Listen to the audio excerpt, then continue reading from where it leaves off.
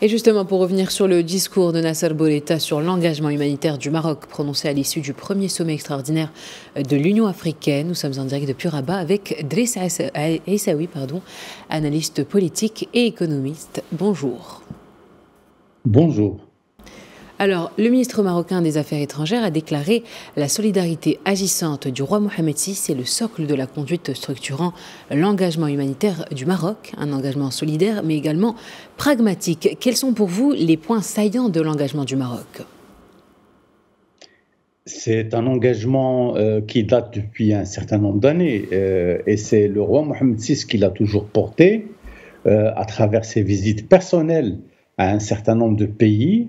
Et justement, après avoir signé un certain nombre d'accords au niveau bilatéral qui aujourd'hui sont structurantes de la coopération que le Maroc développe avec le continent africain. Avec le continent africain, il y a cette approche qui intègre le volet économique, le volet sécuritaire, le volet culturel, cultuel. Et de toutes les manières, ce sont les éléments qui ont permis au Maroc de jouer ce rôle et d'être véritablement au devant de la scène par rapport à cette problématique. Aujourd'hui, nous avons le ministère des Affaires étrangères qui fait un travail extrêmement intéressant en poursuivant le sillon qui a été creusé par le roi Mohamed VI durant des années et qui a travaillé de manière très pertinente par rapport à cela. Et dans le cadre de cette dynamique, on a remarqué la présence du secteur privé.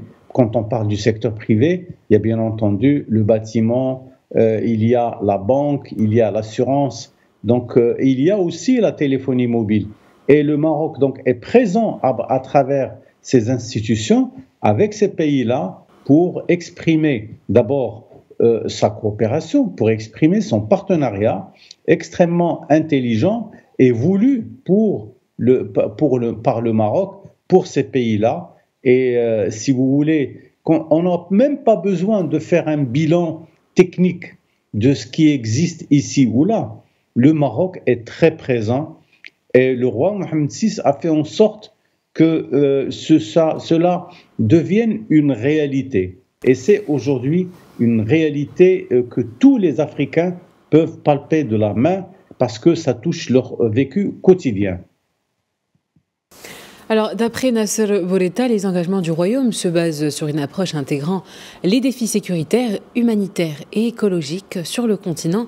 Alors, à quel point ces défis constituent un sujet permanent de préoccupation pour l'Afrique ?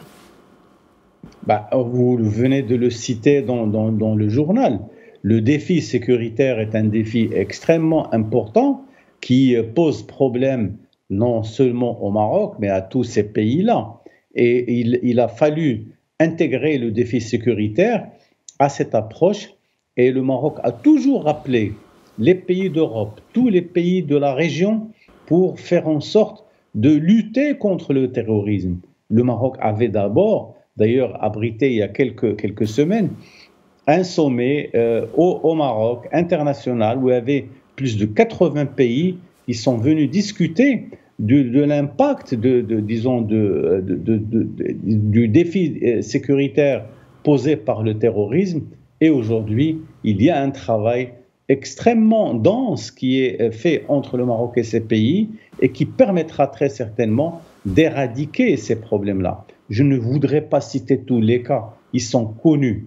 Vous avez le Mali qui est très clair, vous avez le Nigeria, le Niger, vous avez les autres pays d'Afrique sud-sahariens qui aujourd'hui ont de la difficulté à aller au-delà de ce qui existe. Donc finalement, la lutte contre le terrorisme est une lutte extrêmement importante, stratégique pour tous les pays qui veulent faire de l'Afrique cet espace de paix, de sécurité et de partenariat mutuellement avantageux et partagé par tout le monde.